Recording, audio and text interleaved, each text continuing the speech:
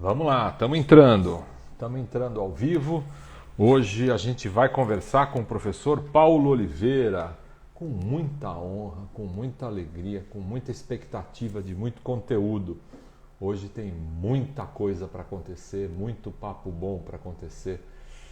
Tem muita reflexão, coisa boa, vamos dar risada, a gente vai falar de coisa que vai dar até um sustinho na gente. E vamos lá. Hoje, 40 anos da morte de John Lennon. 40 anos que John Lennon morreu. Eu estava até ouvindo umas músicas dele lá agora. Poxa. When I see you, darling, it's like we both are falling in love. Again, it'll be just like starting over. E o Paulo Roberto Oliveira, meu grande amigo Paulo Oliveira, já entrou aqui, já vou acenar para ele. E já vou convidá-lo para participar da nossa conversa. E a gente vai papeando enquanto as pessoas não aparecem aqui, né? Vamos lá. Paulo, transmitir ao vivo com sei lá, vamos lá. Entrou Júlia, vai entrando mais gente. Vamos lá. Paulo Roberto Oliveira. Enviar sonhos. A gente vai entrando e vamos conversando com o Paulo Oliveira enquanto a turma está chegando. Essa live vai estar no YouTube, essa live vai... Opa! Olha aí, o homem é pontual mesmo. Tá de terno e gravata, pelo visto. Não. Não. Eu estou em estado pandêmico, certo? Em estado pandêmico, Paulo? Como é que é isso? Conta pra gente. Eu estou recluso, né? Sim, Não claro. estou doente, não. Não estou doente, mas eu estou obedecendo a reclusão, certo? Não saio de casa para nada. Claro. Paulo, você tá de fone? Não, eu estou sem fone. Você está me ouvindo? Eu tô te ouvindo, mas com um certo eco. Quase que eu derrubo o quadro aqui. Um certo eco. Você... É complicado botar o fone ou você acha que tá dando para conduzir assim? Você que sabe. Vamos lá, quer que eu ponha? Vamos ver. Se você puder colocar para a gente testar como é que vai ficar com o fone, e aí, Isso. e aí a gente acho que fica melhor, Paulo, que eu estou ouvindo com um eco. Vamos lá, tá entrando uma galera, a pessoa já tá chegando aí. Eu estava cantando uma música do John Lennon, Paulo, estava falando que hoje, há 40 anos que o mundo... Nossa! Melhorou? Fala alguma coisa para a gente ouvir, que ficou muito bom o som. Mas melhorou muito. John Lennon. Melhorou. Imagine all the people John Lennon. living for today. You may say I'm a dreamer, but I'm not the only one. Aliás, é você que estava em Nova York quando John Lennon foi assassinado ou eu estou falando bobagem? Não, falando bobagem. Eu nem tinha nascido naquela época. Estou falando... fala a verdade. Não, mas eu estava aqui no Brasil, com certeza. Tá bom. Não, eu sei que algum amigo meu falou que estava... eu já sei quem foi. Foi o Mário Manga, do Premier. O Mário Manga, do Premier, falou que estava em Nova York no dia que o John Lennon foi assassinado. Ele estava com uma fita do Premier para entregar para o John Lennon. Eu ia fazer uma piadinha aqui, não deu tempo de entregar, né? Mas não vou fazer. Não deu tempo. Essa não deu para acontecer. Professor Paulo Oliveira, que alegria, que honra, que satisfação tê-lo do outro lado. A cada vez que eu lhe encontro, que eu lhe vejo, eu fico mais indignado como o tempo lhe faz bem. Ou talvez a atividade física, né? Talvez as maratonas. Verdade, Incrível. Pode ser. Muito feliz com isso. O pessoal não sabe a minha idade. E eu fico contente com isso, viu? É melhor não entrar em detalhes? Não. Eu já dei aula para filhos de alunos meus, já. Imagina. Dei aula pro pai e dei aula pro filho depois. Pois é. Imagina. Você imagina. Se você desse aula ou vier a dar aula para minha filha... Seria o caso. Seria o caso, porque eu fui seu Você aluno. foi meu aluno, um dos excelentes alunos que eu tive. Né? Grande turma. Obrigado. Da FAAP, um tempinho bacana, um tempo muito bom. Muito bom, Paulo. Vamos lá. Saudade daquele tempo, um tempo em que a gente não tinha nenhum recurso eletrônico, nenhum recurso digital, e a gente aprendia ali na raça, nos livros mesmo, nas apostilas, nas aulas incríveis. O Jimmy ficou de entrar hoje, daqui a pouco ele aparece aí para assistir um pouquinho da nossa Tem o live. Jimmy, tem o Alvarez, né? O Zé Alvarez Sérgio, também. exatamente, todo mundo tá aí. Tá na labuta. Tá todo mundo na labuta, é isso aí. A ideia da gente conversar hoje a ideia dessas lives é para mostrar um pouquinho o nosso time de palestrantes e que a gente leve informação para quem estiver assistindo a gente, né? Eu Isso, sei que, por exemplo, e inspiração, né? Eu acho. claro, inspiração para todos nós e saculejar aí a cuca com informações, com ideias. E eu não sabia nem por onde começar para falar com você, porque eu não sabia que abordagem que a gente faria, porque tem muita coisa para a gente falar. Mas a gente chegou num consenso para falar sobre crise econômica e falar um pouco sobre um cenário de pandemia.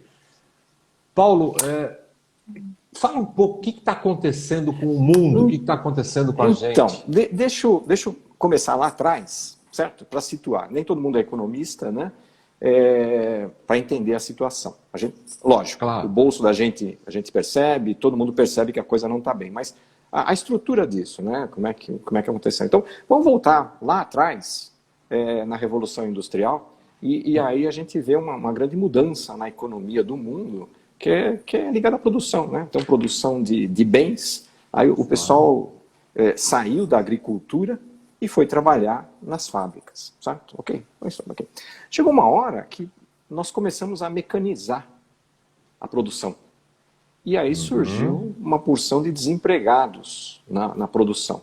Mas eles foram automaticamente, esse pessoal foi automaticamente inserido na economia, principalmente na gestão das empresas e em serviços. Ok? Então nós estamos numa segunda fase. O que está acontecendo agora, certo? Veja assim, antes, vou até o ano passado. O que está acontecendo? A gente está vendo as empresas agora demitindo, o pessoal da fábrica já foi demitido, né? Então, e vai ser mais ainda quando a gente automatizar mais, né? Quando a gente discute aí indústria 4.0, a gente está discutindo a automatização da produção. Certo? Então é lógico. Claro. Quem tem que trabalhar são as máquinas, não tem a menor dúvida. Tá? E compete a nós cuidar do processo. Pronto. Aí o que acontece? A mesma coisa que nós fizemos lá atrás, nas fábricas, na produção, nós estamos fazendo hoje na gestão das empresas. Certo? Então você pega todo aquele trabalho do escritório, que era um trabalho de controle, de coleta de dados. Claro. Não precisa mais das pessoas, certo? Então você coloca um sistema na empresa e tchuf, certo? Ok? E vamos pegar um exemplo, bem marcante aí. Aqui, nós estamos usando o Instagram. O Instagram não era do Facebook. O Instagram, Facebook era Facebook. O Facebook comprou o Instagram, ok? Sim. Comprou o Instagram, pagou $1 bilhão. $1 bilhão. Sabe quantas pessoas trabalhavam no Instagram? Não chegava a 30 pessoas. Não me diga. Olha isso. E assim, você fala, e qual o faturamento do Instagram? Não tinha faturamento. Ué, então por que o Facebook comprou o Instagram? Bom, por uma questão de competitividade, de ganhar mercado, de comprar o que a gente chama hoje de ativo intangível, né? Que é os clientes. Certo? Nós temos vários ativos intangíveis. Um deles é a lista. Posso chamar de lista? Que você conhece muito bem, você é dessa área, certo? Então, é isto. É quem vai comprar o meu produto, ou quem, né, enfim, está mais próximo de mim. Então, o que o Facebook fez? Ele comprou primeiro, antes que os outros comprassem. Antes que o outro comprasse. Ok. Claro. Então, veja só. Nós estamos falando de uma empresa que foi comprada por $1 bilhão e que tinha 30 funcionários. Então, vamos lá, vamos ver o seguinte, vamos falar de economia, certo? Então, juntando tudo isso, a economia funciona assim, a empresa produz e vende, né? Ok. Para quem que ela vende? Bom, ela vende para quem tem dinheiro para comprar, mas ao produzir, ela contrata pessoas. Sim. Perfeito? Então, ela paga o salário das pessoas e essas pessoas têm renda para poder comprar o que elas quiserem. Sim. No momento em que uma empresa não tem mais trabalhadores, ou tem menos trabalhadores, a renda é transferida de empresa para empresa e, em algum momento, nós temos uma massa de desempregados que não tem renda. Se não tem renda, eles vão comprar o quê? De quem? Aí não gira, Então, a economia não vai girar. Pronto. Então, vamos lá. É esse o momento que nós estamos já há alguns anos, não é de hoje. Certo? Alguns países estão conseguindo solucionar isso de alguma maneira. Certo? Então, a gente já vai chegar na economia criativa já já. Alguns países estão conseguindo resolver isso de uma maneira melhor. Outros não. Não tem o que fazer com essa massa de desempregados. Mas está todo mundo buscando uma alternativa. Né? Se discute já, tem uns 10 anos mais ou menos, se discute a renda mínima obrigatória, claro, ou mundial, enfim. Ok. É exatamente para isso. Certo? É exatamente para poder redistribuir isso tudo. Então você pega lá o Facebook, que tem um faturamento fantástico, e o que ele faz com esse dinheiro? Ele compra outras empresas, está no caixa, não vai, quando vai para o mercado? Isso. Certo? Esse dinheiro fica preso na mão de fica na mão de uma empresa só. Isso. Então a ideia, vamos lá, a ideia é tributar essas empresas mecanizadas, automatizadas, enfim, o que for, de tal maneira que esse tributo se transforme em renda das pessoas. Então a gente vai criar o tributo negativo, etc. Vamos supor que tem uma renda mínima, se você ganhar menos, enfim, você vai ter que receber a diferença. Um minutinho só, peraí. Fica à vontade. Ao vivo é assim, gente. Ao vivo é assim, porque às vezes é um cliente da consultoria do Paulo Oliveira que está ligando lá e faz todo sentido. Eu achei até legal ele fazer isso para atender. Eu estava falando, viu, Paulo? Se fosse um cliente, se for um cliente, atenda. Desliguei tudo e não desliguei o telefone. E aí ele fica tocando, lógico, porque eu moro sozinho, ninguém vai atender. Então vai. É legal. Imagina, deixa eu falar até uma coisa. É importante falar para as pessoas que estão assistindo aqui com a gente que essa live vai estar depois no YouTube, vai estar aqui no IGTV, aqui da Despertar, e vai para o YouTube também, do meu canal, do YouTube, do canal da Despertar e do YouTube também. Então é importante essas reflexões acontecerem. Se alguém quiser assistir depois também, aliás, aproveitar, Paulo, pedir para que as pessoas sigam a Despertar e Palestras nas redes sociais, Despertar e Palestras. Todas essas discussões, né? Exatamente. E acompanhem o que vai acontecer daqui para frente. Mas vamos lá, vamos retomar o raciocínio. Vamos lá. Então, retomando o raciocínio. Quer dizer, nós estamos num momento, no mundo, né, onde as coisas não estão batendo, certo? Né? A questão da renda, a questão do emprego, a questão do investimento, a questão, inclusive, a questão do consumo de insumos. A gente está consumindo mais insumos do que o mundo produz. Né? A pegada ecológica, a gente já está quebrando essa estrutura. Isso significa o quê? Que a gente está indo para um abismo. Está todo mundo cantando, está indo para um abismo. Vamos uma alegria, um carnavalzão todo e a coisa o chão está caindo. Aí o que aconteceu? Aconteceu o vírus, certo? E o vírus foi um gatilho que detonou, certo? Talvez uma conscientização desse processo. Certo? Mas está morrendo muita gente, tem muita gente desempregada. Pois é, mas alguém já viu alguma mudança não ser traumática? Então, nós estamos, assim, nós estamos no meio, né? Você é surfista? Nós estamos no meio da onda, certo? Ela tá vindo e a gente está ali esperando a onda. Agora, quem vai pegar a onda?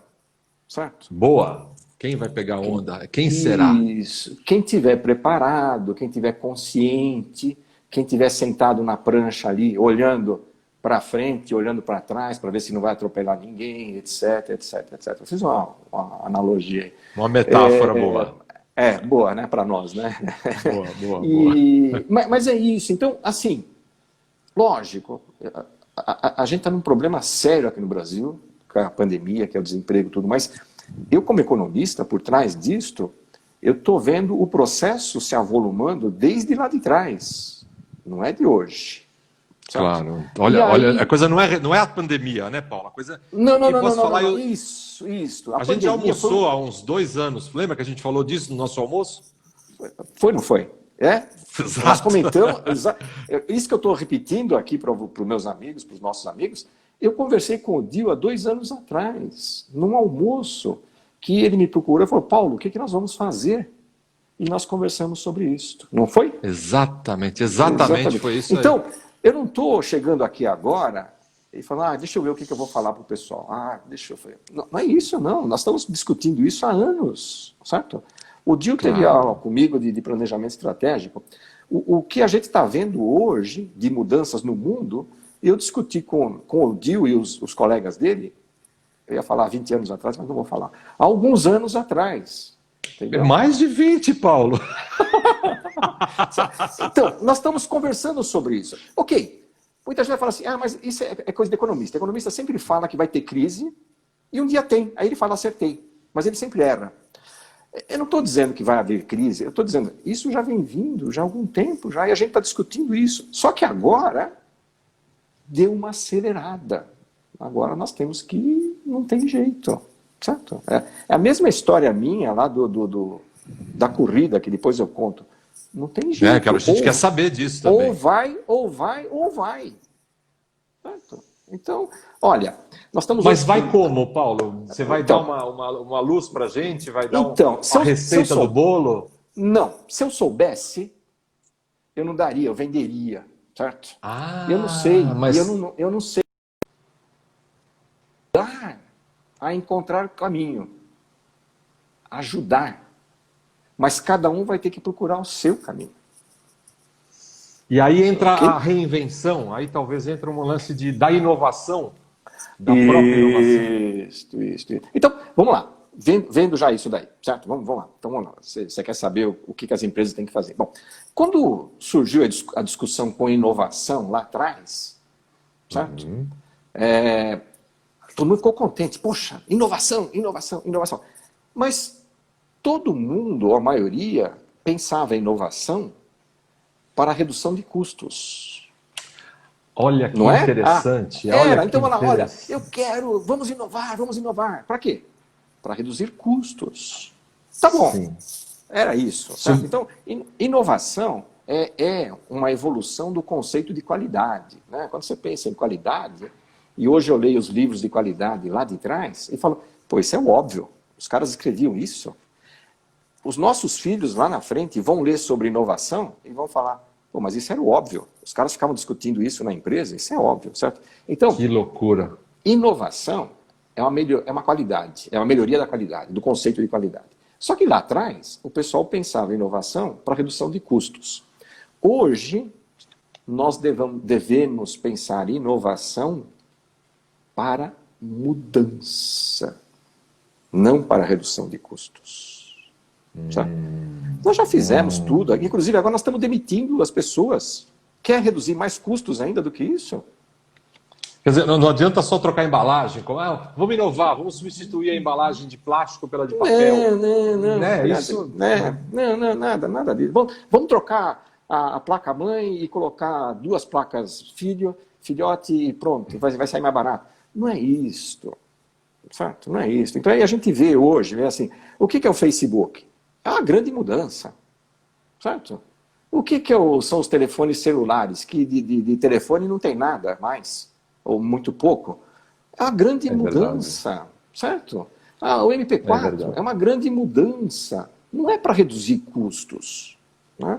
Então, sim, as empresas têm que rever, mas não é rever os seus processos, certo? Tem que rever o seu negócio. É o negócio, não é o processo. Lá atrás, nós fizemos revisão de processo, certo? Claro. Downsizing. Você lembra? Downsizing. Sim. Que aqui no Brasil virou demissão de funcionários, mas não era, né? Era processos, revisão de processos, certo? 5S, agora... a reengenharia, aquelas coisas todas. E tudo isso tem um grande valor. tem um Valeu, grande valor né? na evolução, certo? Tem um grande valor. Então, hoje, as empresas são enxutas, as empresas têm custos reduzidos, as empresas, etc, etc, etc. Tem qualidade na produção, mas isso não vai levar para frente agora. O que vai levar para frente é manter esse padrão, mas buscar novas formas de negócios. Certo? Então, pega, por exemplo, Netflix. É um novo negócio. É um novo negócio. Ele Daquilo mudou que a gente já completamente. fazia. Não, daquilo que a gente já fazia. Certo? Mas Claro. é um novo negócio. Pega o... Tinha que devolver a fita rebobinada, né, Paulo? Lembra disso? Opa, lembra, o Uber é um novo negócio para aquilo que já tinha antes. Que era o táxi. O Airbnb, que eu não sei se vai dar certo ou não, mas enfim, é um novo negócio para aquilo que já tinha antes, que é a hotelaria.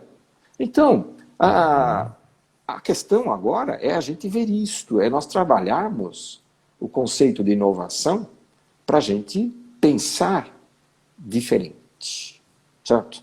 E óbvio, pensar diferente significa investir. Investir significa assumir riscos. E quem pensava em inovação lá atrás para reduzir custos, não vai querer pensar em inovação agora para assumir riscos. Então, ele tem que mudar o seu mindset, tem que mudar o seu comportamento empresarial. Claro, olha que como faz sentido, como faz sentido. E as empresas que não enxergarem isso e continuarem enxergando, ou olhando para o passado, ou olhando para o que... Vamos focar no que a gente é bom. Eu vi isso de algumas organizações que eu fui trabalhar. Isso é importante, focar no que você é bom, desde que isso sirva para alguma coisa nova. Senão, é aquela história do paradigma. Mudou o paradigma, o passado não tem valor mais. Então, isso o que é isso? Muito legal. As referências, as competências são diferentes hoje. Né? Vamos supor, eu sou muito bom em jogar xadrez. Certo? A molecada quer game, não quer xadrez. Não adianta nada eu ser bom em jogar xadrez. Eu tenho que ser bom em desenvolver game, sabe, raciocínio diferente disso. O que eu quero dizer é o seguinte, eu também não tenho a resposta, não. Eu só tô eu como um pensador, ou como professor, eu ajudo a encontrar lógica no comportamento empresarial. Certo? Claro, e eu estou vendo claro. uma ruptura na economia. E é lógico que isso vai afetar empresas, vai afetar pessoas e vai afetar governos, países, regiões.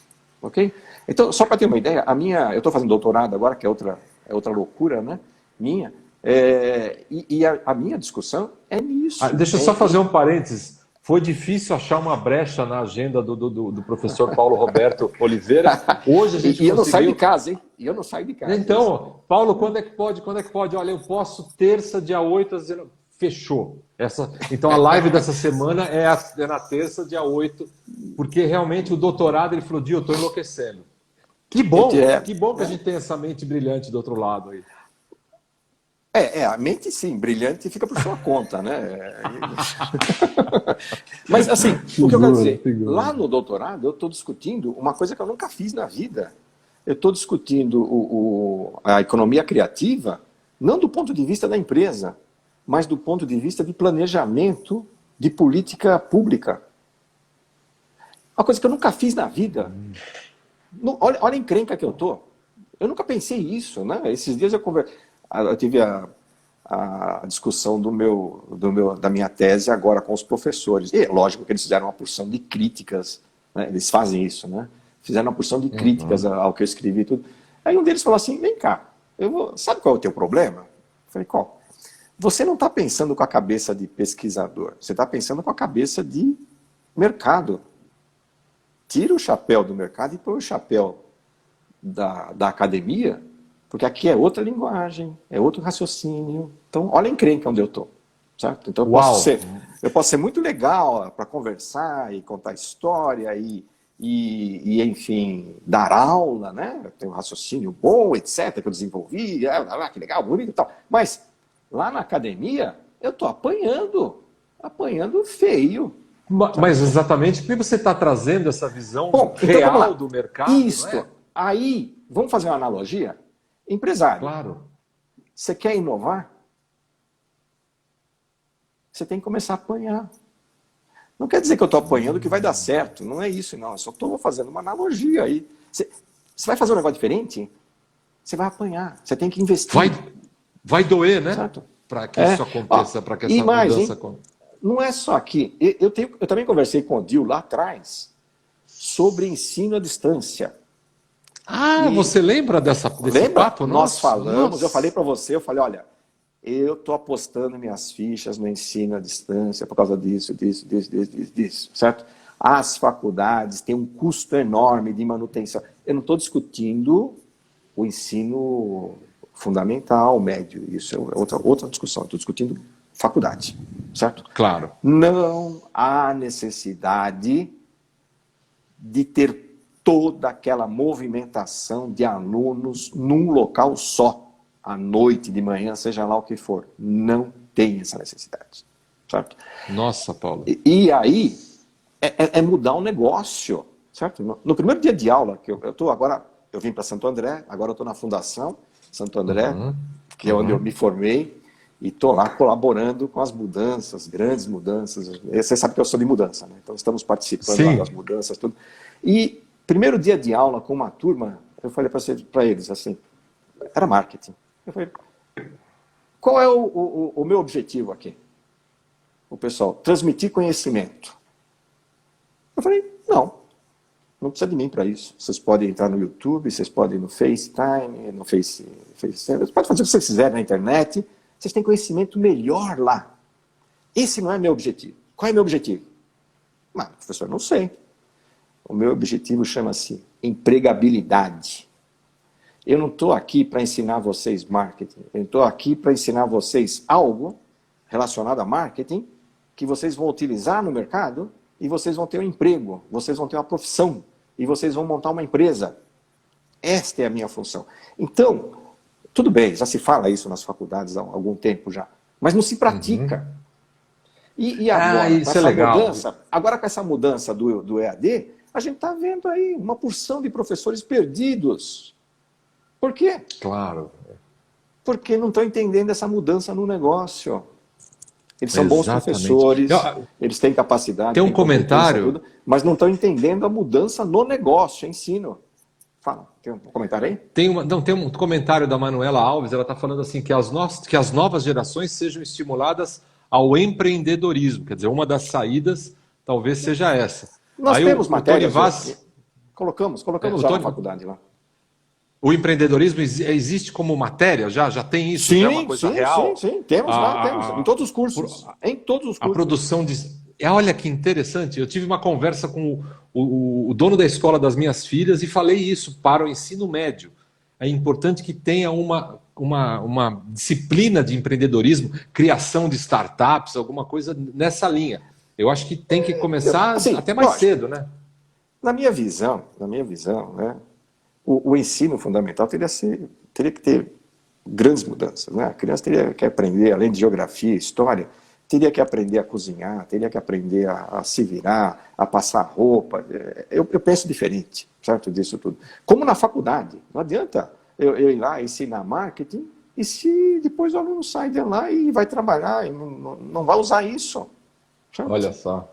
Então, o Tony Vaz colocou aqui o seguinte, que a economia e os negócios deixam de ser mamutes para voarem como falcões. Eu acho que é uma metáfora bacana, né? Bacana isso. É isso aí. Muito então, legal. Voltando ali, quer dizer... Vamos lá, volta ao raciocínio. Negócio. Sim, o negócio. Então, vamos inovar? Vamos buscar maneiras diferentes de fazer negócios.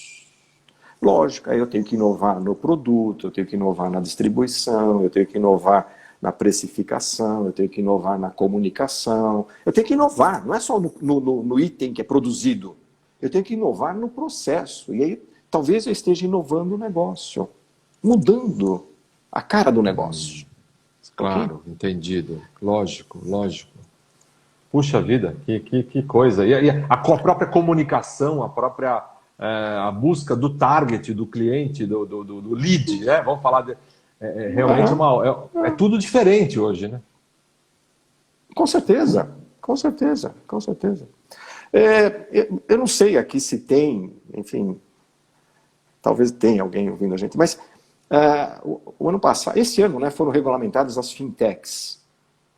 E elas então entrando no mercado para valer. E elas não têm a mesma estrutura de agência que os bancos têm. Então, o que elas estão fazendo? Né? Elas compraram listas de pessoas, telefone, e compraram os robôs e ligam para todo mundo indiscriminadamente. Certo? E vocês devem ter recebido, todo mundo recebe, aí eu, pelo menos com idade, eu recebo 20 ligações por dia. Né? A ponto de o aparelho de telefone ter um aplicativo que bloqueia todo mundo. É claro, porque então, a gente não aguenta, né? O que eles estão fazendo? Eles estão mudando o negócio? Não, eles estão irritando o mercado. Daqui a pouco nós teremos metade dos telefones do Brasil bloqueados. Porque é lógico, a gente bloqueia uma porção, eles trocam e compram outros. A gente bloqueia de novo, bloqueia, e daqui a pouco ninguém vai usar mais telefone. Culpa deles, estão dando um tiro nos próprios pés. Pois é, em vez de cativar o cliente, em vez de cativar o cliente de uma maneira correta, explicando o produto que eles têm, explicando que vai reduzir taxa. Não, então, mas para eu entrar em contato eu preciso fazer uma ligação. Não, faz outras coisas, certo? Manda uma mensagem, enfim, não precisa ficar ligando o telefone para encher o saco da gente. Bom, mas vamos lá. Se comunica de uma maneira mais atrativa, né? Já dei a bronca aqui, já, viu? Bronca, certo? Tem um ano que eu estou bloqueando telefones. Um ano. Caramba, e eles conseguem ligar a mesma assim para mim. Eles driblam. E vê só, eles estão no negócio deles, só que eu acho que eles estão usando o processo errado de vendas, né? Enfim. Claro. Mas, é lógico, se ele não faz, o concorrente dele faz e vai ganhar mercado. Então, aí a inovação seria buscar uma alternativa que agradasse o cliente e mostrasse para o cliente, olha, os outros estão te enchendo o saco, vem para mim que eu te atendo melhor. É isso. Não sei como também, né? Aí tem que buscar essa alternativa. Mas enfim. Talvez o que o pessoal do online, o pessoal tem falado, talvez usar alguns gatilhos mentais, é o que se fala muito aí, talvez não tão enfático, mas, por exemplo, uma das fintechs, por exemplo, eu sou cliente, eu não queria fazer propaganda de ninguém, mas é o Roxinho, né, querido Roxinho, eles fazem um negócio bem legal, eles criam uma certa escassez para você ser cliente ou não. Você só, pelo menos na época que eu entrei, eu só entrava por indicação. O burburinho por trás disso foi muito maior do que um telefonema. Um burburinho... Sim. Mas que então, loucura. Como ele conquistou um mercado muito grande, a maneira dos concorrentes dele de atrair outra parte do mercado é fazer desse jeito, é entrar para valer. Ok, enfim, mas assim, eu fico me questionando se efetivamente o processo vai se tornar correto ou não, ou vai acabar com outra coisa, né? Mas, quer dizer, o que a gente vai... Cara, eu derrubei a minha água aqui, olha que coisa, só eu mesmo para fazer uma coisa dessa. Mas isso tudo, então esse processo, a economia, ela precisa então ser direcionada por um modo criativo, é isso que você está falando, quer dizer, bom, aí entra a tal de economia criativa ou eu estou viajando? Não, mais ou menos, assim. Aí, quando a gente falou, olha, temos que inovar, né, no processo, temos que inovar e tal, junto com isso surgiu um negócio chamado economia criativa. Isso foi em 2001, tem 20 anos. Sabe? 20 anos? É recente. Tanto que não há um consenso ainda sobre exatamente o que é essa tal de economia criativa para valer.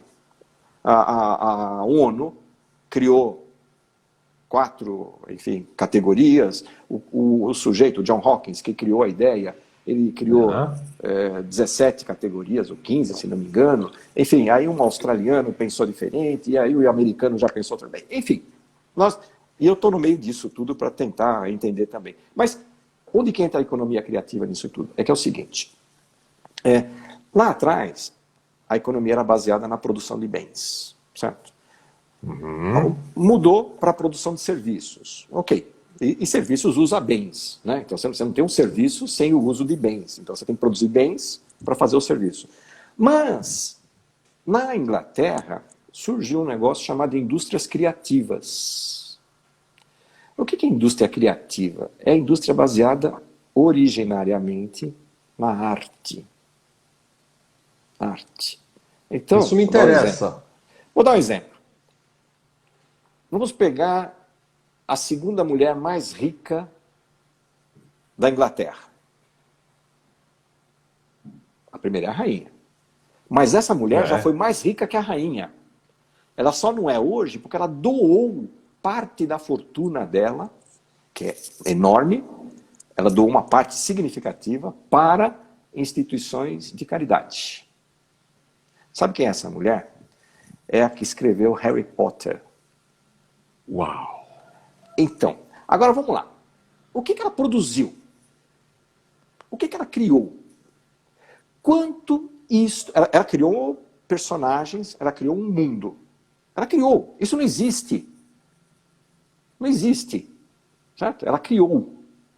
A partir disto, livros, filmes, bonequinhos, jogos, parque temático, e ela é bilionária. É uma fantasia, uma arte, é uma fantasia. Ela criou isso não existe na realidade. Bom, vamos lá. O nosso amigo, Paul McCartney, ele é rico, ele é milionário. Sim. Como é que ele ganhou todo esse dinheiro? Ele herdou? Ele produziu navios, ele plantou cacau, soja. Não. Ele escreveu músicas. Então, a economia criativa, ela surge a partir do conceito de indústrias criativas, que é a economia baseada no potencial criativo das pessoas. A princípio, ligado à arte. Mas a gente pode ampliar isso, certo? Pega a Copa do Mundo, por exemplo. Para que a gente precisa de futebol? Futebol é uma paixão. Você pode se apaixonar por outras coisas, né? Aliás, por pessoas, é melhor ainda. É por pessoas, é verdade. Então, vamos lá. Mas, vamos lá. Ou por animais, tanto faz. Mas, enfim, claro. Seres vivos, vai. Mas, paixão pelo futebol? Caramba! Quanto movimenta uma Copa do Mundo? Na economia. O negócio é bruto. Então, ok. Vamos falar de carnaval. Vamos falar do o boi lá da ilha de como é que Marajó? Não, como é que é? O boi lá de Parintins? Sim, é uma febre, é uma loucura aquilo. Vamos falar da enologia, vamos falar do turismo, etc. Bom, aí a gente começa a ver o seguinte: a economia hoje está indo para um negócio que nós de marketing, nós falamos assim, as pessoas compram por dois motivos, ou por necessidade ou por desejo. Quando eu compro comida, eu compro por necessidade. Sim. Mas se eu for a um restaurante, eu vou por desejo. É a experiência, Paulo. É a experiência. Experiência do consumidor. Pronto. Então vamos lá. É isso. A gente vai ao Morumbi assistir o show do YouTube. Lota lá para ver os caras tocando. Mas eles criaram isso. Eles criaram a música, eles criaram o ambiente, eles criaram a experiência. Ok? Então a economia criativa é isto. É nós trabalharmos para produzir algo que vai dar, de alguma maneira, satisfação para a pessoa. Não a satisfação de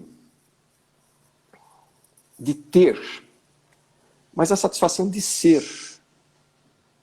Isso é muito legal, é muito profundo isso. Não é colocar no bolso. Não, mas você fala assim, mas para isso, para ter o show do YouTube, precisou produzir o estádio, precisou produzir a cadeira, precisou produzir os táxis que levaram o pessoal, precisou produzir a roupa que o pessoal usou, as camisetas, as tiaras, a iluminação. Sim, sim, então vamos lá.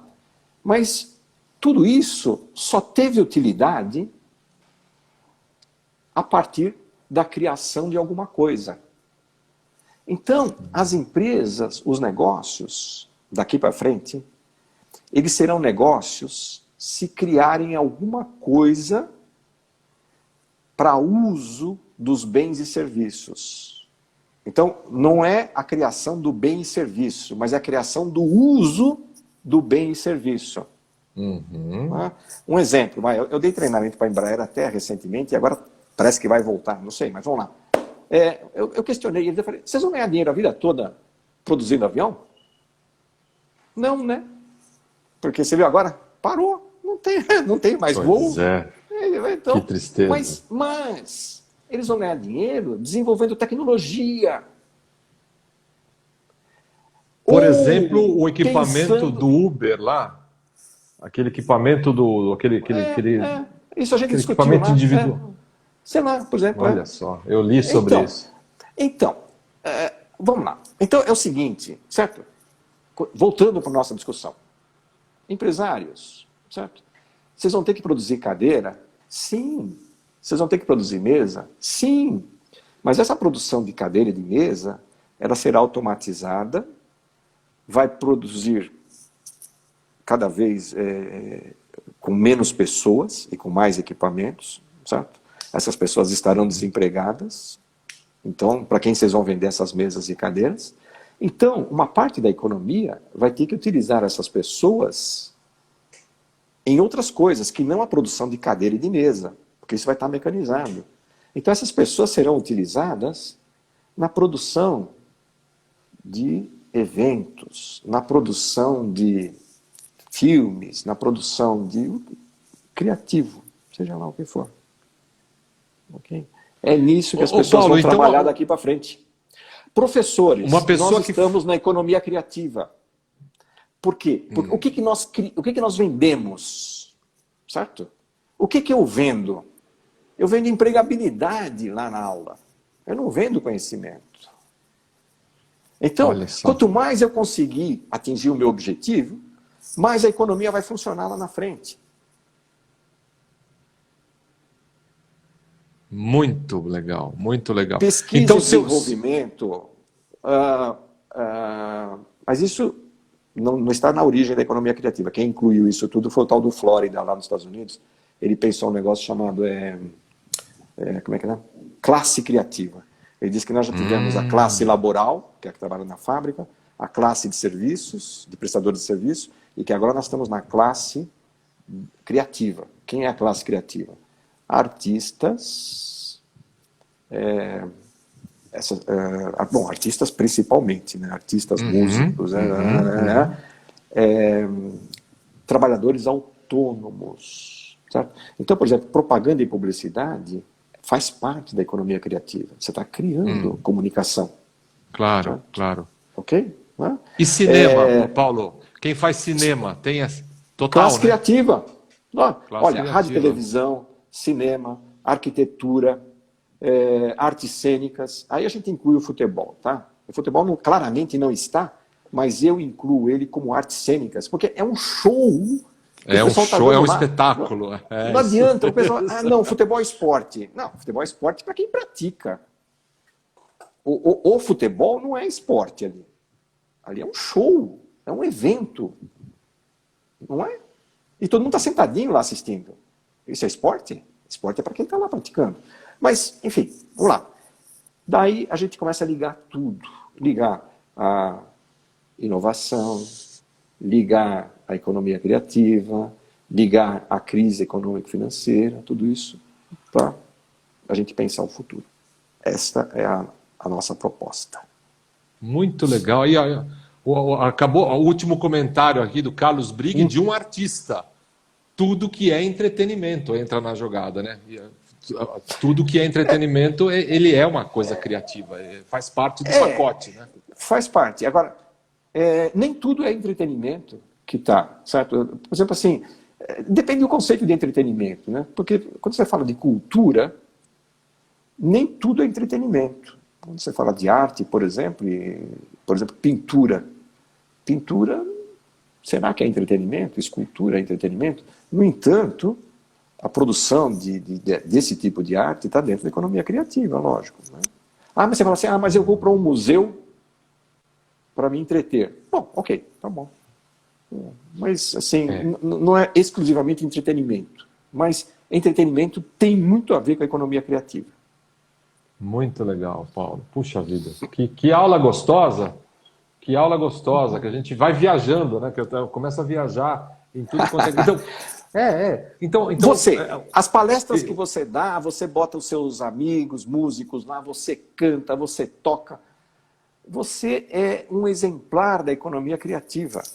Eu vou gravar isso, vou colocar isso numa placa gravada aqui no meu escritório. Olha só, hein? Só não põe meu nome embaixo, porque senão não vai valorizar muito. Mas põe a ideia. Não, aí tem que colocar. Que bom ouvir isso. É engraçado que, sem saber o conceito da economia criativa, a gente propôs isso já faz um tempo, justamente porque a própria palestra sozinho.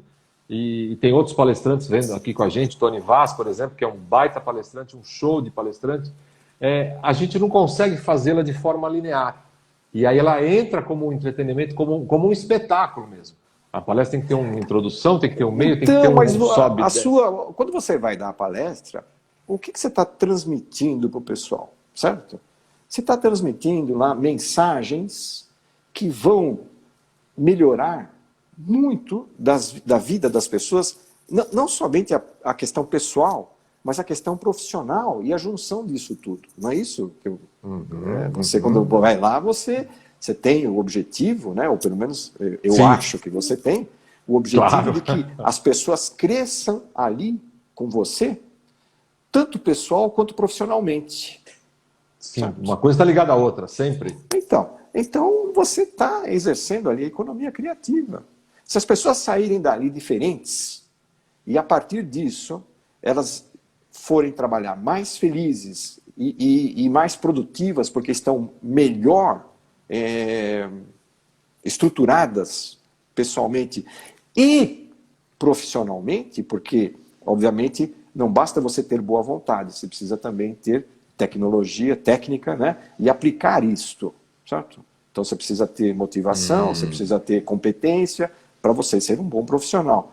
Então, no momento em que você, ao dar as palestras, você faz essas duas coisas, você está atingindo o objetivo dentro dessa economia criativa.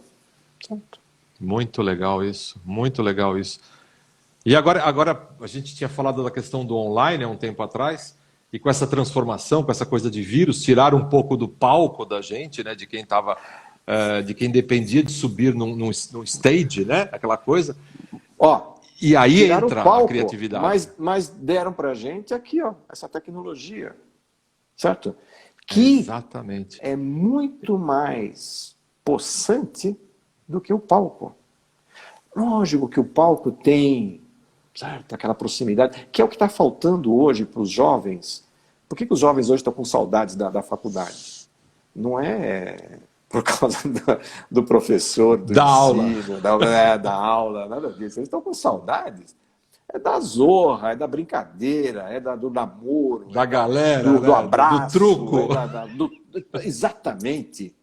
Que é importante na vida de todo mundo, não tem a menor dúvida. Certo? Claro. Mas eles podem ter isso agora e vão ter de outra maneira.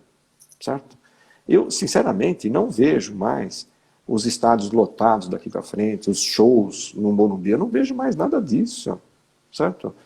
Eu vejo, sim, o pessoal assistindo o show em casa, através você fala, mas não vai ter o contato pessoal. Tá. Lógico que não vai ter, mas você vai assistir o show. Coisa que se você vai a um show, você não assiste. É claro. Nós vendemos uma palestra com happy hour, aliás, mais que uma, duas palestras com happy hours, e ao final do evento semanal, fechava com um happy hour de um determinado músico, proporcionando um brinde para todo mundo de uma organização em casa. e as pessoas brindavam com as taças, aquela coisa que, pô, cara, funcionou, que foi um espetáculo. Nós temos que buscar alternativas. Certo? Muito legal, Paulo. Então, muito legal, muito legal. Eu, como professor, você, palestrante, eu, como consultor, sim. Eu não posso dar consultoria daqui de casa? Posso. Que interessante, por exemplo, Paulo. O meu negócio é fazer planejamento estratégico. A gente ia chegar depois disso. Não? Fazer planejamento estratégico. Ok. Como é que é a questão do planejamento estratégico? Bom, não adianta eu chegar numa empresa e falar, reunir todo mundo aí, vamos fazer. Não, eu tenho que pegar os dados da empresa, eu tenho que analisar, eu tenho que trabalhar, eu tenho que fazer levantamentos. Eu não preciso estar na empresa para fazer isso, eu posso pedir, o pessoal faz, eu vou fazer a pesquisa, eu mando o formulário, o pessoal preenche a pesquisa, me manda, aí sim eu analiso tudo e a gente reúne todo mundo no Google Meet, no Zoom, aqui no Instagram, sei lá, reúne todo mundo e discute, faz essa conversa que nós estamos tendo. E todo mundo vai trabalhar depois em seguida, certo? Claro, mas enfim, claro. Sim, nós temos que buscar alternativas para isso. Com certeza. E tem. Muito bom, muito bom. A gente só não fazia antes porque não tinha o gatilho. Era cômodo antes. É verdade. O Paulo, olha, diga. Eu ia te contar, mas...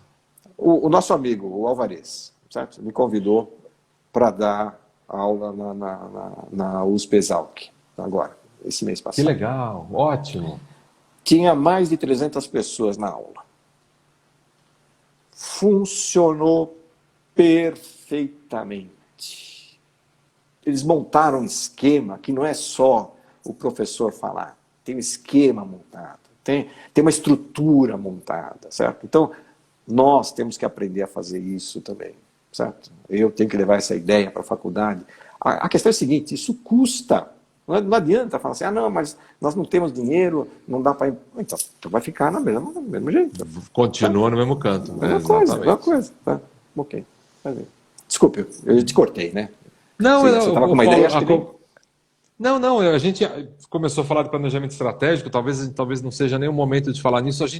Eu estou olhando aqui o nosso tempo, e a gente, pelo que eu estou vendo aqui, tem algum tempo, mas eu queria abordar, antes de terminar, eu queria rapidamente que você abordasse a questão do Paulo maratonista. Olha, eu vou mudar da área de planejamento estratégico. Não, mas olha, vai juntar tudo isso.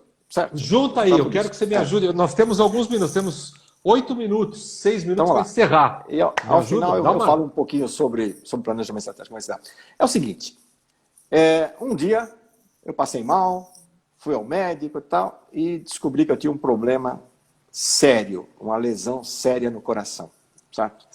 E eu sou um cara, assim, dinâmico, enfim, né? Quando eu soube daquela notícia, eu voltei para casa chorando. Certo? Voltei para casa chorando filho, não vou ver meus filhos, eu vou morrer. Morrer tudo bem, todo mundo morre, mas eu queria ver meus filhos ainda formados, tudo. Enfim.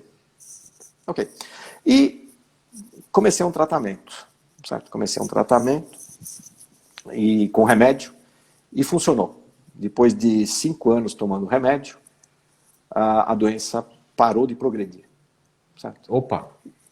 Nisso eu tinha trocado de médico, porque o médico anterior ficou muito caro, ele é famoso pra caramba hoje, mas enfim, não dava para pagar. Aí mudei para outro médico e tal, também muito bom, mas assim, mais cabia, acessível para minhas condições financeiras. Enfim. E aí ele falou, olha, tem uma notícia boa para te dar. A doença estacionou. Opa! Agora nós precisamos fazer o seguinte. Eu falei, então para de tomar remédio? Não, continua tomando remédio. O remédio você vai morrer, até vai morrer tomando remédio. Ok. Só que nós vamos fazer o seguinte, o coração é um músculo, etc. e tal, e você tem que fazer exercício com o coração. Igual academia, você tem que fazer exercício com o coração, que é para trazer ele de volta, né? Para a gente combater a doença. Eu falei, mas tudo bem, como é que eu vou fazer isso? Você tem que fazer exercício. Eu falei, não faço. Por quê? Porque não. Um exercício. Tem coisa mais importante para fazer do que fazer exercício. Não, você quer fazer. Não, eu não faço. Ele falou, vai caminhar no parque. Eu falei, imagina, 1 hora caminhando no parque. Que bobagem, né? É meio livro que eu deixo de ler. Uau. Eu falei isso para ele. Ele falou assim, então vai correr, que é mais rápido. Eu falei, não, dói tudo. Entre cabelo e unha, dói tudo quando eu corro. Ele falou, então, ele usou uma palavra que eu não posso falar aqui. Então, certo? Dane-se. O problema é seu, a vida é sua, faz o que você quiser. Aí eu fui com meus filhos para, como é que chama lá? Bonito. E lá tem um abismo, tem 70 metros de altura. Você desce de...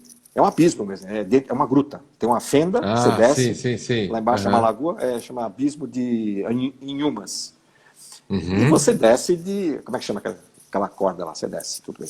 Só que para subir, você tem que subir sozinho. Eles não tiram você. Você tem que subir. Se vira. E eu com meus 2 filhos. Meus 2 filhos subiram e eu fiquei na metade do caminho. Certo? Caramba. Aí eu chamei o cara lá e falei, você me tira? Ele falou, não. Eu falei, mas como é que a gente sai daqui? Descansa. A hora que você descansar, você sobe e a gente sai. Bom, saí. Saiu, né? Saí, aí voltei para São Paulo e falei, não, realmente não tá legal isso. Aí comprei um par de tênis e fui correr. Fui correr, quase morri. Quase me levaram para o hospital. Quase desmaiei no parque Vila Lobos. Mas eu voltei no dia seguinte. Voltei. Aí comecei a olhar o pessoal, comecei a olhar e vendo como é que o pessoal corria, porque eu saí feito uma vaca brava, né, no meio do pasto. E aí comecei a entender, coisa é simples, porque correr é difícil, né? É pé direito, pé esquerdo, pé direito, pé esquerdo, às vezes você pé direito, você cai. Mas então, pé direito, pé esquerdo, é isso. Não tem muita ciência, mas tem a ciência na questão do tipo de passada que você dá, a respiração, isso sim. Certo? Ok, para resumir a história, eu comecei a correr, comecei a participar de corrida que estava na moda, comecei com 5 quilômetros, depois 7,5, depois 10, depois 12, daí 8 meses depois eu fui correr uma meia maratona no Rio de Janeiro, quase morri, quebrei o calcanhar, fraturei o calcânio na corrida, né? Só que eu não percebi. E, enfim, aí comecei, bom, aí tinha um negócio que eu achei, quando eu comecei a correr, eu falei, bom, eu já estou velho, vou começar a correr, mas tem um negócio que é impossível, maratona. É impossível, até para quem é jovem. É impossível. Tudo bem, mas nesse inteirinho, troquei de médico de novo, fui fazer os exames, e o médico não sabia da história minha, falou, vem cá, por que você está tomando esse remédio aqui? Eu falei, tem um problema no coração. Isso. Eu falei, tem um problema no coração, né? Você não está vendo aí? Ele falou, onde? Está aqui os exames. Não me diga isso, Paulo. Ele olhou e falou assim, não tem nada, você não tem nada. Você tem pressão alta, mas você não tem lesão no coração. Não tem. Que coisa linda isso. Que história linda, Paulo. Bom, e aí você correu algumas maratonas, né? Então maratona é possível, certo? Vamos lá. Então eu já corri 7 maratonas já. Certo? Eu tenho uma listinha aqui na minha mão. Lisboa, Barcelona, não, Paris. Lisboa foi meia maratona, Barcelona meia maratona, mas Genebra, maratona, Chile, maratona, Buenos Aires, maratona, Vinha del Mar, meia maratona, São Paulo, já corri acho que 3 maratonas em São Paulo, Rio de Janeiro, meia maratona, Porto Alegre, meia maratona, enfim. Você é um dínamo, Paulo. Você é um dínamo. Você não, é um fenômeno. É o seguinte, na minha idade, pensa bem, na minha idade, correr para quê? Vou mais agora. Na minha idade, fazer o doutorado, para quê? Mas é o que me move. Estou aplaudindo aqui, Paulo. Não sei. Daí, o que isso tem a ver com os empresários? Eles têm a mesma vontade que eu tinha, ou eu tive, de superar barreiras. Portanto, as dicas que eu estou dando aqui, eles sabem o que fazer. 2 minutos para a gente encerrar? O que você quer falar em 2 minutos para a gente? Acho que nem tem, temos 1 minuto e meio. Vamos ter que seja. Deixa eu falar sobre... Todo mundo acha que planejamento estratégico é um milagre que ocorre na empresa. Não é. Tem metodologia, certo? E quem quiser discutir planejamento estratégico, eu estou à disposição. E não é o que se espera que seja, né? Tem que suar muito, tem que arregaçar, tem que queimar muito neurônio para se fazer um planejamento estratégico numa empresa. Não é qualquer coisinha, sentou lá, faz isso, olha, ataca ali. Não é isso, não. Tem que fazer esse raciocínio que nós tivemos aqui, ó, certo? Desde a origem até onde a gente quer chegar, para ver qual é o melhor caminho para se atingir lá. E só para encerrar, uma frase que toda essa história minha começou com um sujeito lá chamado Alvin Toffler. Então vou dizer a frase dele aqui, ó. Eu separei aqui para terminar, tá? O analfabeto do século XXI não será aquele que não consegue ler ou escrever, mas aquele que não consegue aprender, desaprender e reaprender. Alvin Toffler, a terceira onda. Paulo, muito obrigado pelo seu tempo, pela sua aula. Eu estou preocupado do Instagram não derrubar a gente, que a gente já passou de 1 hora. Muito obrigado pelo seu conhecimento, pela nossa amizade. E a gente tem um prazer, um orgulho imenso de ter você no time da Despertar e Palestra. Ó, Deus abençoe você com muita energia e com essa força toda. Muito obrigado, Paulo. Muito obrigado a todos que estiveram com a gente, que puderam ouvir essa aula de vida e de estratégia, de economia, de tudo junto. Muito obrigado. Foi ótimo, Paulo. Um abração, Dil. Genial. Tudo de bom. Obrigado, Paulo. Até mais. Valeu. Tchau, tchau, tchau.